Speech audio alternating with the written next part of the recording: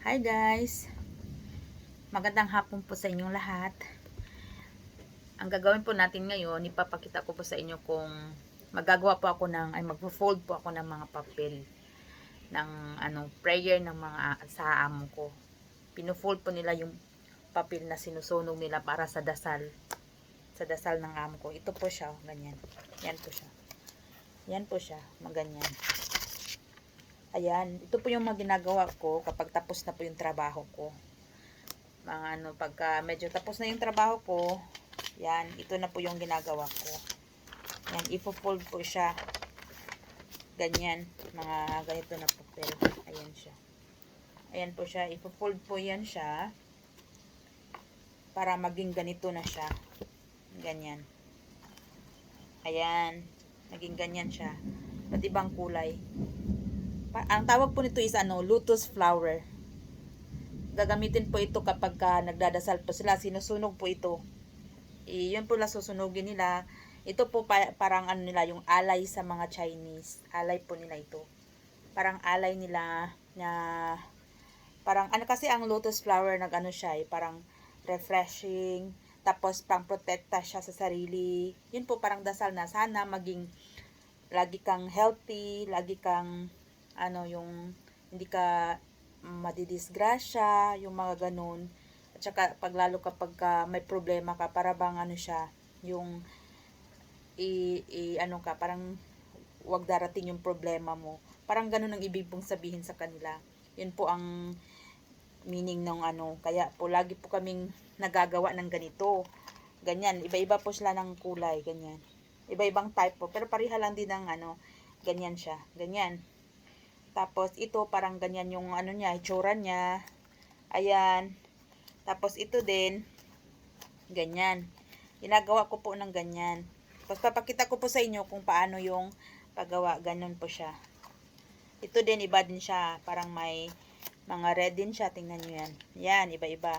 Ang paggawa niyan, ganito. Ganyan po yung ginagawa ko dito eh. Kapag free, kasi sabi ng amo ko, kapag free ka, kailangan kasi, ang meaning po kasi sa kanila, kung ganito lang yung susunugin mo, ganyan, kapag ito lang daw ang susunugin mo, okay, wala naman problema. Okay lang pagka ganito yung isusunog, itapon mo dun sa malaking tin, yung parang malaking container, yung susunugan nila ng mga papel. Tapos, okay lang, walang problema yan. Kasi kapag ganito lang daw ang kasi paniwala po nila yun eh. Parang ganun po yung paniwala nila eh. Kapag ganito po daw yun, yung sinusunog lang tapos ginaganon. Kasi lagi pa ako nasama kapag nagpe-pray po kami dun sa baba or dun sa temple ng amo ko. Ganyan, isilagay mo dun sa ganyan, tatapon dun sa parang may fire dun, may apoy dun, ganyan. Pag ganyan siya, ang daw ibig sabihin daw niyan, okay naman, wala naman problema, pero yung pag ganito daw yung tatapon mo dun ay susunugin mo, parang ang daw, kunti lang yan siya. Yung parang yung alay mo, kung sa pera pa yan, parang peso lang siya, yung ganun. Ganun po yun. Ganun lang po, hindi ko po alam kung ano po talaga eh. Siguro depende po sa paniwala ng tao eh. Ganun po siguro yun. Kasi pag ganyan daw, hindi daw yun siya pinofold, daw yun siya, parang nag-alay ka daw ng kunti lang, ganun, parang hindi siya bongga na ganyan, yung parang diretso lang yung mo pagkabili, tapos binili, kasi bibilhin tong mga papers na to eh, pagkabili, tapos sunugin, pagka need nila na mag-pray, pero kapag ganito daw kasi, ang equivalent daw ito, kapag sa pera ito peso lang, ganyan, pagka ganito lang, tapos kapag ito daw, sabi ng amo ko, daw siya, yung parang peso, tapos ito daw pag pino-fold mo, parang 100 peso daw ang equivalent nung yung offer mo sa God, yung mga ganun, parang sobrang laki nung value kapag pino-fold mo daw yung ganito na gawa mo na ganyan, kaya kailangan mo siyang ayusin, parang ganun, alam mo yun, alam niyo yun, parang ganun daw yung nila. Tapos pag gawa niyan, ganito yan siya. Pag ginagawa mo na siya, ganito na siya oh. Pero unahin ko po, ganyan po yan siya. Marami po yan. Ganyan po. Kapag nagawa mo yan siya unang-una, ganyan na po siya. Saglit lang. Ganyan. Ganyan po yan siya. Tapos, papakita ko po sa inyo kung paano gawin yan. Maging ganyan na po siya. Kailangan may, siya, tali. Ganyan. May tali po yan siya. Ganon. Ayan po yan siya. unang-una talaga ang gagawin mo is ganito, ipapakita ko sa inyo. Yun po yung ano ko, mga ginagawa ko dito. Kapag sa free time ko, hapon na, ganon. Ayan, ang ginagawa ko, ganon ang gagawin nyo, ganyan. Isa yan. Tapos, kailangan hindi siya ganon pag-fold. Hindi ganyan. Kundi pataas po siya. Ganyan. Ganyan po siya, yung pag-fold niyan. Saglit ha. Ganyan. Ganyan po yan. Tapos, ganyan ninyo. Ganon. Ganan. Tapos, ganyanin. Alam na alam ko na po magawa nito eh. Kasi ang tagal ko na po dito kasi. Sa kanila. Ang tagal ko na po dito. Sa amo ko. Ganyan. Ganon po siya. Ifo-fold mo ng na ganyan. Hindi ko na lang i-ano sa inyo kasi hindi naman talaga tayo lahat parang Chinese yung ano eh. Sa atin Filipino naman tayo, mga Christian, Katoliko tayo. Pero ganun papakita ko lang po sa inyo kasi kung ano yung mga ginagawa ko sa bahay. Ganyan po siya, to-fold. Tapos ganyan. Anuhin ko na lang ganyan. Ganito lang po yung buhay ko dito. Ayos lang, napakasimple lang dito talaga. Walang problema. Ganyan.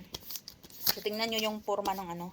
Kapareha. Pero damihan. Sa isang ganito, kailangan may 20. Nakaano siya. Parang pinaglalagyan mo siya ng 7 dito sa loob. 3. Ganyan. Pero lagyan siya 1, 2, 3, 4, 5. Tapos, parang gawin mo siya ng bulaklak. Ganyan. Maganda kasi ang meaning ng lotus kasi. Papastress, pampawala ng problema. Pagka may problema, parang pagdarating yung problema sa iyo, parang hindi masyadong mabigat. Parang yung pagka ganun yung ano eh. Ganun daw yung sabi ng amo ko nung paniniwala nila na ganun. Siyempre ako, hindi ko naman sinasabing hindi ako naniniwala. Naniniwala naman ako pero okay lang, ayos lang. Lahat naman eh. Parang ano lang, free thinker lang. Pero siyempre Katoliko pa rin ako. Ganun.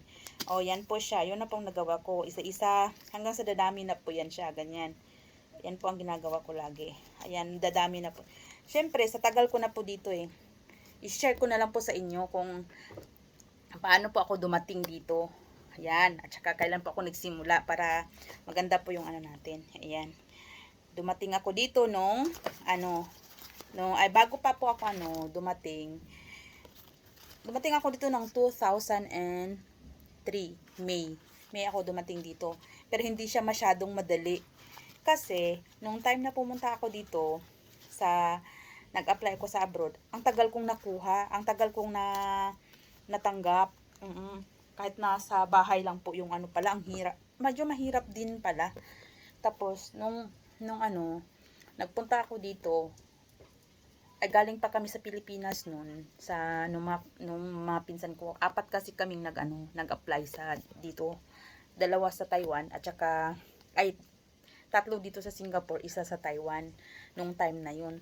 Tapos nung nag-apply kami, pumunta kami ng Maynila kasi tinawagan na po kami. November yun. 2002. Doon kami kasi sabi nila mga 2 weeks na daw, kailangan na daw na makaalis. Baka daw may makaalis ng mga kasi 2000 November, tapos baka December may aalis na. Kaya kailangan namin pumunta sa Manila kasi mag-ano nga ng POA, mga TESDA, yung mga ganun. Kaya nga napunta kami doon. Tapos, nagpunta kami sa Manila. Tapos nung dumating kami doon. Tapos nung dumating ng end ng December, nakaalis yung tatlo kong pinsan. Yun. Tapos ako pa yung natira. Tapos sabi ko, baka ang hirap naman, bakit ako na lang mag-isa yung natira. Tapos pero wala lang, kinaya ko pa rin yun. Tapos nung pagpunta ko na doon, namin, nakaalis na sila. Siguro nakaalis ako ng May, biruin nyo, November, December, January, February, March, April, tapos May, 6 months. Biruin nyo, 6 months ako nagstay sa Manila. Parang matagal din siya, 'di ba? Parang matagal. Syempre wala ka ng pera, wala na pang allowance. Ang hirap din. Kaya nung time na 'yon, sabi ng papa ko, at yung pamilya ko, sabi na wag na lang daw ako mag-abroad, sabi. Kasi daw baka hindi daw kamo ako makaalis kasi nga sa tagal-tagal na eh. Yung iba nga tag 3 months, 'di ba? Minsan 3 months, 4 months, minsan naman 1 month, minsan 2 weeks nakaalis na nga sila eh pagkatapos nga lahat ng mga test sa POAA doon. Parang ang bilis lang nilang makaalis. Tapos kasi nung tumawag kasi sa akin yung agent dito sa Singapore, ang sabi kasi may problema daw kasi sa passport ko. Hindi pa daw, tsaka yung pangalawa naman may problema din sa yung releasing ng working permit ko.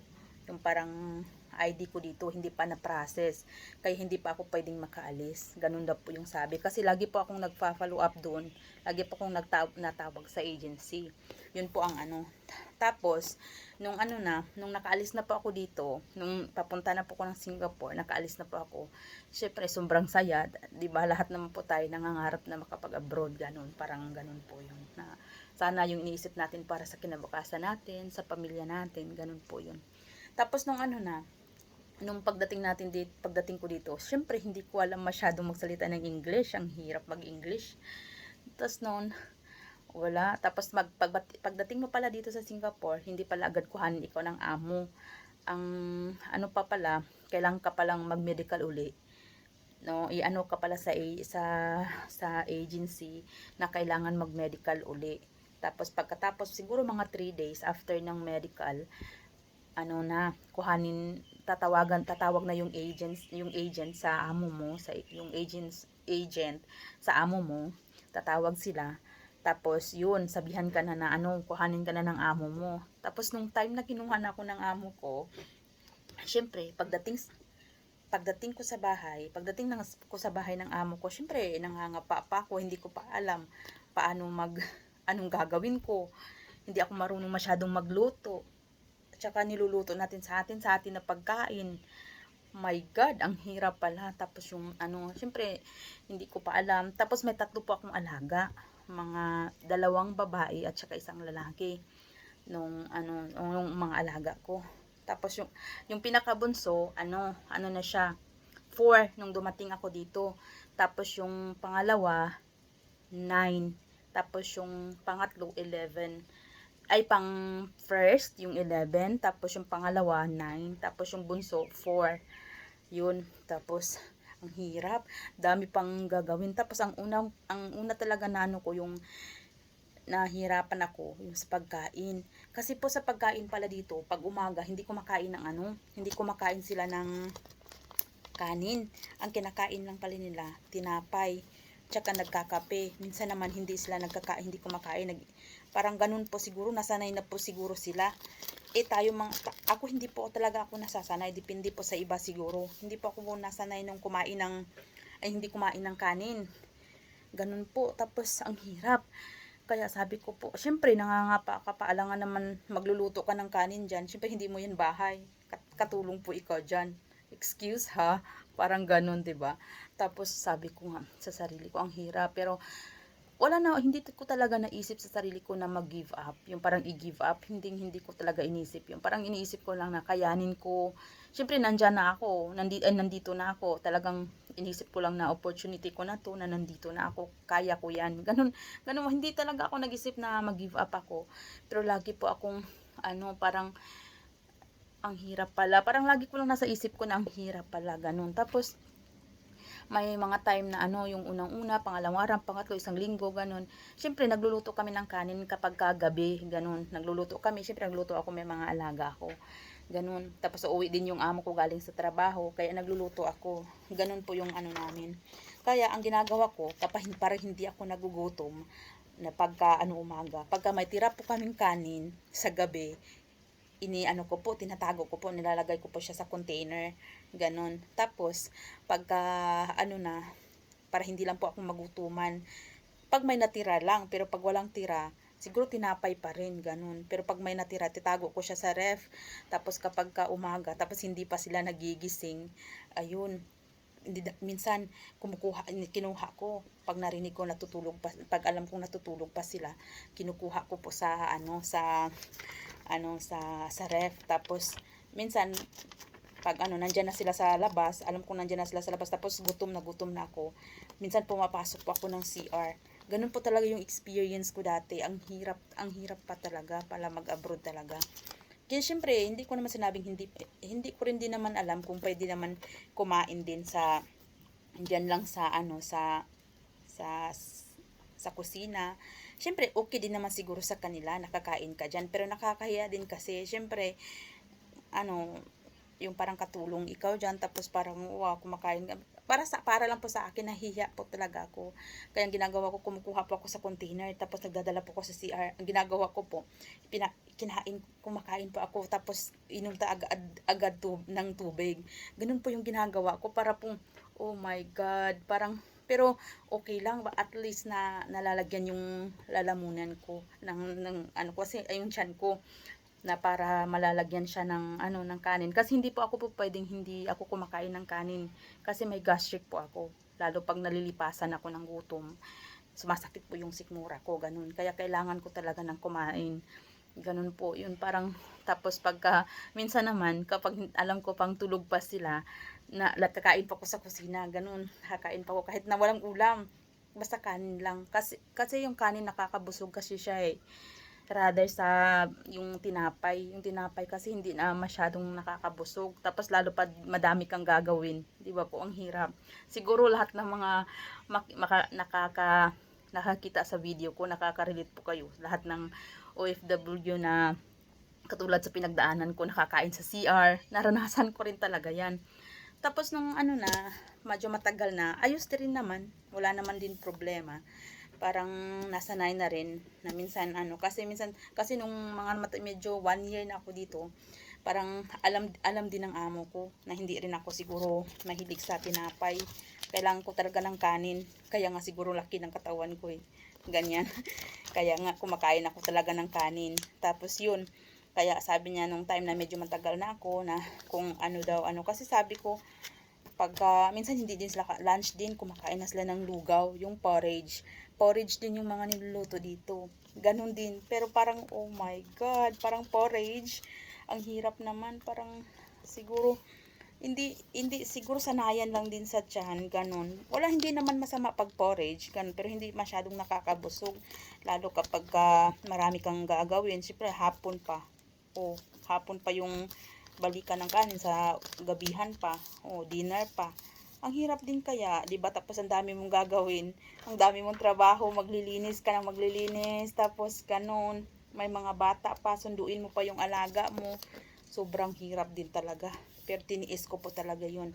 Tapos may time din na ano, pag kinukuha ko na yung alaga ko, makukulit. Mga bata dito, sobrang makulit.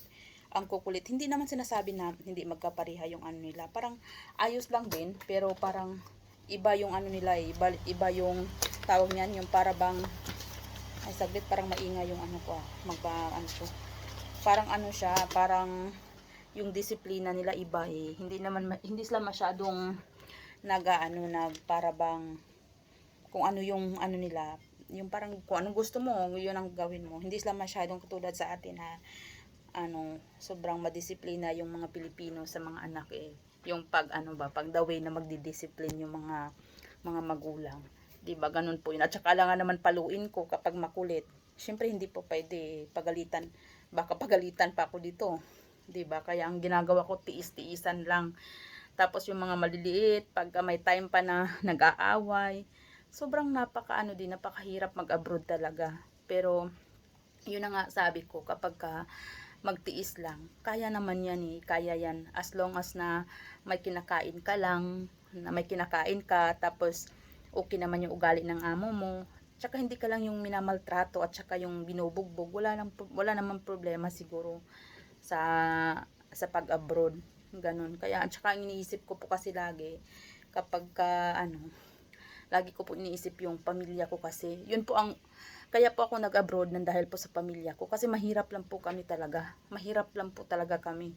Kaya nung nag-abroad ako, kahit na 6 na buwan hindi pa nga ako natawag na hindi pa nga ako napunta sa abroad. Sabi nga ng papa ko na na wag na lang daw ako mag-abroad, pauwiin ako ng Davao. Sabi, uwi ka na lang. Sabi, baka hindi na kamo ikaw makaalis. Parang ganun. Pero hindi pa rin ako nawala ng pag-asa. Parang kaya ko pa rin yan. Kasi nga, iniisip ko lagi, sana po makaano na lang, makaalis na lang po ako, ganun. Kasi dati-dati ang hirap. Tapos yung dati pa rin, maliit lang din ang sahod. Yung ano, yung sa abroad, maliit lang din yung sahod ko dati. Pero tiniis ko, kinaya ko, ngayon parang ano na, okay naman sila, wala naman problema. Tapos nung 4 na taon na ako, tapos for 4 years, unang 2 taon, ako sa kanila, tapos walang labas, walang off day dati. Yung ano ko, wala akong off day. Tapos, pero may cellphone ako. Natawag ako sa Pilipinas. Pero syempre, napakabait ko pa rin. Napakabait ko pa din nung time na yun. Kasi 2 years pa lang, baguhan pa lang. Ganun. Tapos, nung time na 4 years, nagre-renew naman ako ng pang 4 years ko. Tapos, ayaw pa din sila na magbigay ng ano, ng tawag nito, ng off day. Kasi nga, ano, may mga bata nga, maliit pa yung alaga ko, at saka yung amo ko, nagtatrabaho pa po sila. Kaya, hindi po nila ako, ano, saka na lang daw po kapag, ano baka next na, ano, na-renew ko na naman, yun po ang sabi. Kaya, kaya naisipan ko pong lumipat ng amo. O mag-try nga sa iba. Tapos yung pong yung pong napalitan kong amo nung 2006, nung 2000, kasi 2003, 4, 5, 6. 6 po ako dito sa kanila. Tapos nung ano, pagka nagto 2 years din ako dun sa kabilang amo. Ano din, sobrang ano din sa pagkain. Sobrang payat kung dito. Ano lang, hindi naman sila nagbabawal sa pagkain. Kaso lang nahiya ako yung pagkain nila. Ano lang, tinapay. Doon naman talaga, kahit na ano, lagi kasing doon may lola kasi doon. Tapos, laging kinakain, noodles lang ang kinakain. Ang hirap. Tapos, nung ano na, sabi ko, oh my God, hindi ko to kaya. Kaya nung dalawang taon ko doon, umalis ako. Hindi na po ako nag-renew sa kanila. Kaya, tapos itong ano kong amo, itong una kong amo, may communication pa po kami doon nung ano, kasi andito pa rin naman ako sa SG nung time na yun. Kaya sabi nila kung gusto po akong bumalik dito sa kanila. Kaya nung time na yun, bumalik po ako sa kanila. Nung bumalik po ako sa kanila, doon, kaya ang ano po din, medyo mahirap din po yung pagbalik ko, nung pangalawang beses na pagbalik ko, kasi dalawang bahay po yung inano ko. Dalawang bahay po yung trabaho ko sa mama ng amo ko, at saka sa bahay ng amo ko talaga. Ganun po yung ginawa ko. Oo, kaya nga talagang nung unang mga ilang taon ako dito sa Singapore, ang hirap din. Pero nakaya ko rin naman lahat eh. Pero sa lahat ng mga pinagdaanan ko, may marami din akong may mga nakuha din akong aral, may mga nakuha din, may mga naipundar din ako. Ganun po 'yun. Marami po akong mga ganun na sa sarili ko. Ganun po yung mga sa lahat ng pagsisikap ko, may mga naipundar po ako. Oo, ganun po 'yun. Tapos nung pagbalik ko dito sa kanila, nung ko, okay lang yung yung pagbalik ko dito sa pangalawang beses na. Siyempre, malaki-laki na yung mga alaga ko. Ganon. Tapos, nung pabalik ko dito, parang kaya na rin. Parang medyo hanggang sa dumating yung time na na medyo kayang-kaya na yung lahat. Kasi sanay ka na sa mga Tapos may labas na rin ako. Pero sa 1 month, isang labas lang. Yun, okay lang din yun kasi at least nakaipon din naman ako. At saka nung time na yun, medyo parang sanay na rin ako sa mga amo ko. Kaya ko na rin Tapos dito din sa bahay, yung amo ko sobra pong napakabait nila. Wala po ikaw masabi sa kanila. Natapos ko na yung 4 na taon, tapos siguro nung pagbalik ko ng pangalawang beses sa kanila, may doon sa amin na sa bahay po namin, sa po namin, may tawag nito, may yung lupa na sinasaka ng mga magulang ko, kailangan po na parang isanla, ganun po, yung lupa na sinasaka ng mga magulang ko, isasanla ng may-ari, parang lang po kami, Sarilista lang po kami nun sa lupa na yun. Kaya ako mag-iisang taon pa lang ako sa kanila. Sa kababalik ko ng pangalawang beses. Kaya sabi ko saan po ako kukuha ng pera na kasi kailangan pong isanla. Tapos sabi po ng may-ari kung kaya din daw ko din bayaran yung sangla na sinabi nilang amount sa pera na kailangan lang gamitin. Tapos yung sabi nila kailangan daw nila ng pera. Kaya kinausap mo na nila yung papa ko, yung pamilya ko kung may pera ba daw ako at ako na lang ang sanlaan nila. Kaya nung time na yun, sabi ko saan ako kukuha ng pera? Sabi ko wala akong pera. Sabi ko kasi bago ka babalik ko pa lang din ko pa lang sa kanila. Kaya sabi ko ang hirap naman, saan kaya ako kukuha ng pera? Nang ganun. Kaya ang sinabi ko sa amo kong babae, sabi ko sa kanya na kailangan ko ng pera. Sabi ko kasi nga yung lupa natin sinasaka ng magulang ko, isasanla sa may-ari. Tapos kapag isasanla, saan na po kami, wala na po kaming trabaho. May trabaho pa po kami pero kunti na lang, kaya mahirap din po. Kaya hindi po nagdadalawang isip yung amo ko. Sabi po niya, okay, wala din daw problema. Kaya po yun, nung time na yun siya. At saka isa pa po na napakabait po talaga ng amo ko. Siya pa po yung nagpapadala sa remittance. Kasi nandito po ako sa bahay noon eh. Tumawag lang po ako doon sa kanya sa trabaho niya eh. Tapos sabi nung amo kong babae, sabi niya, sige, papadala ko. Ganon, sabi niya kasi alam din niya doon sa remittance, papadala ng remittance. Kaya pag uwi niya ng gabi, nandyan na po yung resibo. Kinabukasan, tawag ko na lang po dun sa amin. Ang saya-saya ko nung time na yun. Kaya nasa akin, kaya nga. Tapos nung hanggang sana unti-unti ko, umuwi ko ng 2011, nakuha ko na po yung lupa na yun. Kaya nakuha ko na po yung lupa na yun. Tapos nung naman, may mga, sa lahat, dito po sa Singapore, sa lahat ng po na pag-work ko dito, sa pagtrabaho ko po dito, na po ako, 19 years na po ako dito sa Singapore. 19 years. Medyo matagal na rin po ako talaga dito sa Singapore, kaya medyo matigas na rin po ako. Medyo, may na rin po, pero hindi naman masyadong ayos lang din. Wala naman problema dito. Tsaka, ito din, tingnan nyo, yung ko, yung tattoo ko. Ayan, yung nito. Yan siya. Ayan. Pero nilalagyan ko lang siya ng extra dyan na dragonfly. Ano ba yan sa Tagalog yan? Ayan, nilalagyan ko lang siya dyan. Ito yun siya. Ganyan. Ayan po siya. Parang safety. Tsaka parang hindi ka masyadong ng problema. Mawalan ka ng problema. Parang always, lang. Good vibes lang. Ganun lang po yun. Yun po ang niya. Tsaka protection, ganyan. Pero depende po yun sa paniniwala ng tao. Wala po kong sinasabi na na gawin nyo or pero ganun lang po yung paniniwala. Hindi ko naman sinasabing naging naging Buddhist na rin ako kasi yung religion ng amo ko is Buddhist. Mga Buddhist po sila. Ganun po yun. Tapos nung tsaka nung dumating na ako, tumagal-tagal na ng mga maraming taon na rin.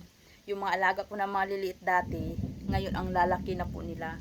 Yung pinakabunso kong alaga, 21 years old na po siya. Tapos yung pangalawa, 25 na. Magto-25 na nitong December. At saka yung panganay is 28 years old na po siya. Ang lalaki na nila, di ba? Ang lalaki na nila. Tapos yung pangalawa, may asawa na po siya. Nag-asawa na po siya. Yun, sobrang napakatawag niyan. Siguro sa una lang mahirap. Totoo yun. Mahirap talaga kapag kauna talaga. Ang hirap. Pero tiisin mo lang. Alam ko talagang kayang-kaya natin yan. Lahat ng mga katulad ko rin na nasa bahay nagtatrabaho. Kaya yan. As long as na yung mabait lang yung amo natin. At saka pakainin tayo ng maayos. At saka magtrabaho lang din tayo ng maayos. Walang problema yun para sa akin. Kasi marami din akong kaibigan na nagtagal rin sa mga amo nila. Basta maging mabait ka lang, yung ganun, wala nang problema. Minsan ako hindi na ako masyadong mabait eh.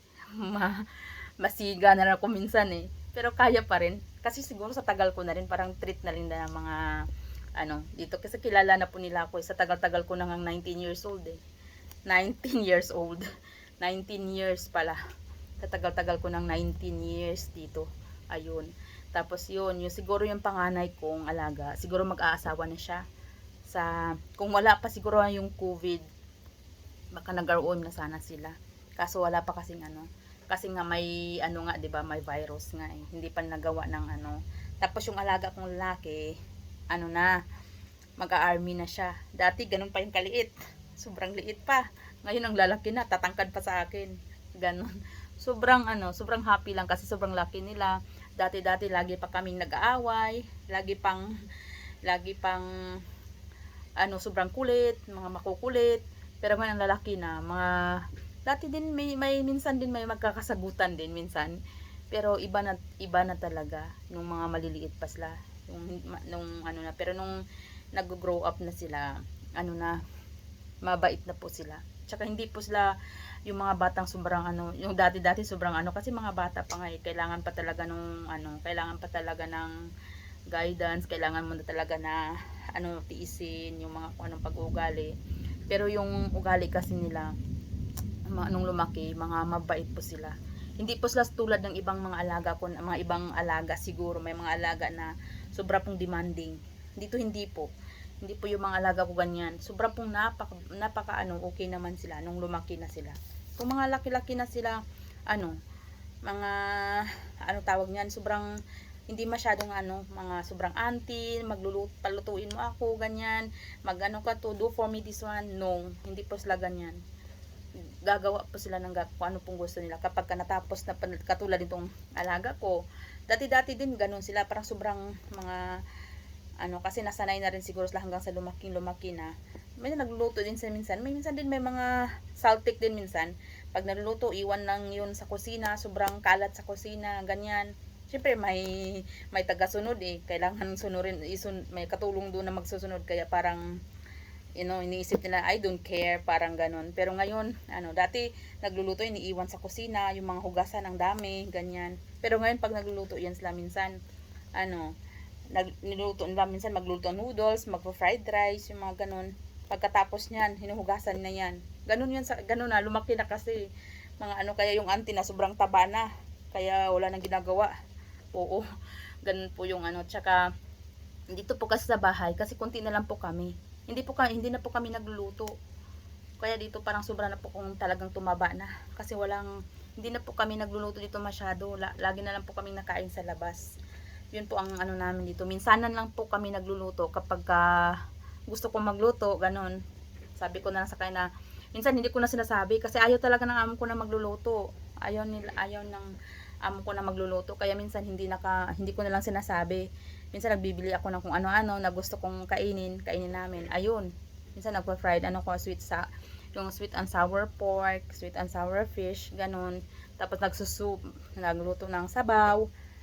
Minsan, tapos gulay, ganyan lang. Madali lang dito, hindi naman kapag alam mo na yung mga gagawin. Tsaka napaka simple lang dito sa amin. Hindi masyadong mahirap. Madali lang dito sa bahay.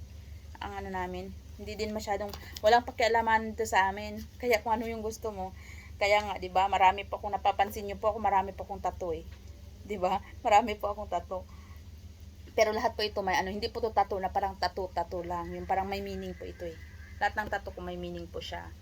Yung parang ito, yung parang sa protection nga, sabi ko nga parang tsaka yung lalo pagka may problema tayo, ganyan. Parang inano mo lang na nakaka-refresh ng mo, ganyan. Tapos itong sa kamay ko na to, to siya, sa pagkamatay ng papa ko. Ginawa ko po ito eh. Kasi yung pagkamatay ng papa ko, hindi naman po siya dahil sa sakit eh. Biglaan po siya. Oo, kaya po parang naghumingi pa ako ng sa Diyos kung bakit po naging ganun. My God, maiiyak na naman ako. Ayokong iiyak. Oo. Ay naku.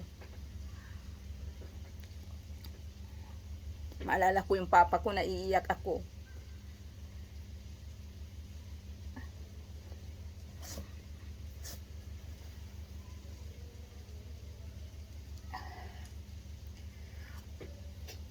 Kasi yung pagkawala po niya, hindi po siya madali.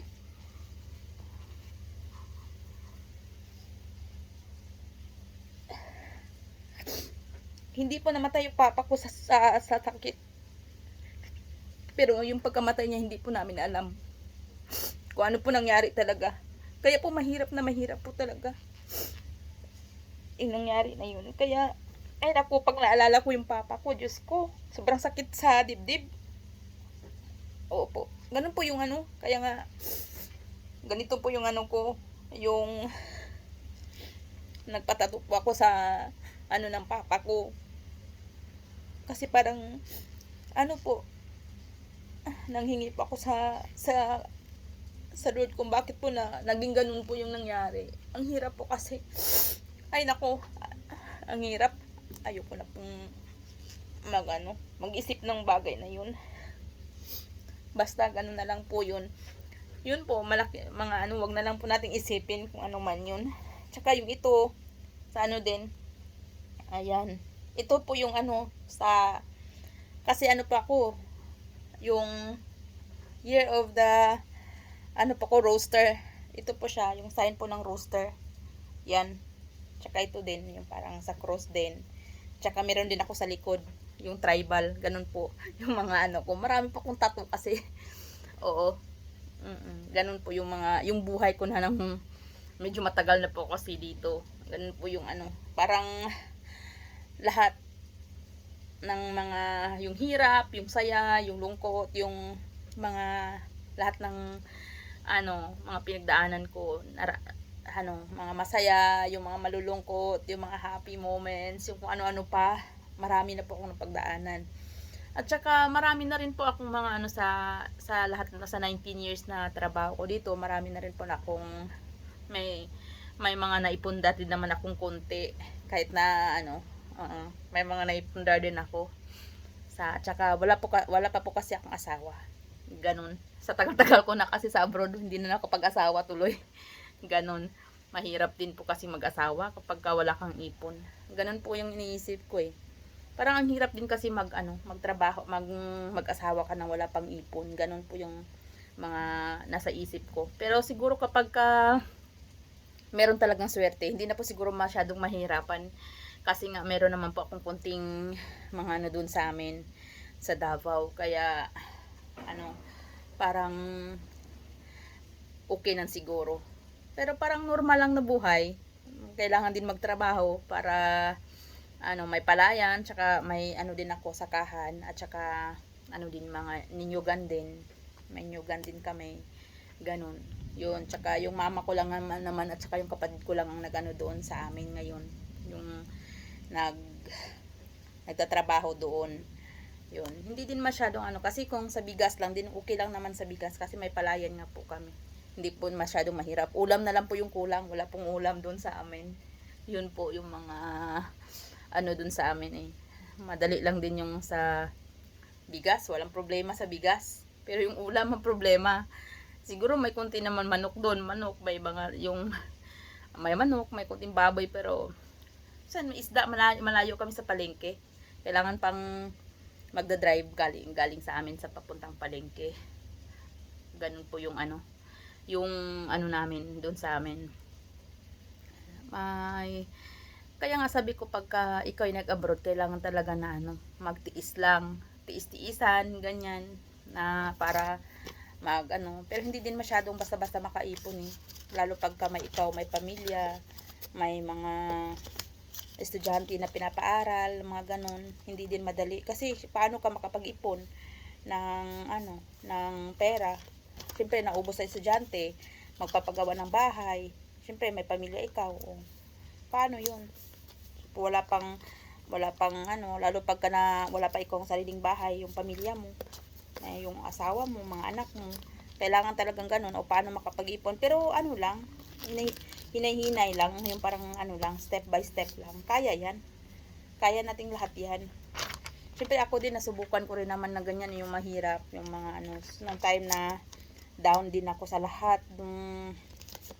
Lalo pa yung, kasi yung tinitirikan ng bahay namin, yun, yung sa, yun siya, niyugan yun, sa na malaking niyugan yun. Kaya, bininta sa amin nung time na yun syempre, yung binta hindi masyadong mahal din ang binta. Ang laki ng binta, hindi ko kaya. Tapos, yung iniisip ko lang talaga, yung sabi ko, tapos yung tumulong yung amo ko, magbayad. Kaya ngayon, may ano na ako. Tsaka may babayaran pa rin po ako. Marami pa rin akong babayaran. Pero at least sa akin na yun. At saka sa akin na yun. Wala na rin yung makapag-ano sa amin. Wala nang makabasta-basta makapag-alis diyan. Wala na kahit sino na makapag-ano sa amin. Makapagsabi na alis kayo diyan. Kasi sa amin na talaga yun. Kasi binayaran ko na yan. Kaya nga, parang ganun. Lahat talaga ng problema, may ano talaga yan. May solusyon talaga yan. Kapag mag-isip ka lang, tapos mag-pray ka lang na sana Lord makahanap ako ng way kung saan. Nung una nga din nung time na ang hirap, sabi ko kasi sabi ng mama ko, ito daw nyugan dito, kailangan na daw ibinta, ganyan. Tapos sabi ko, oh my God, buti kong maliit lang. Malaki nga, mahal ang binta nila. Kasi medyo malaki-laki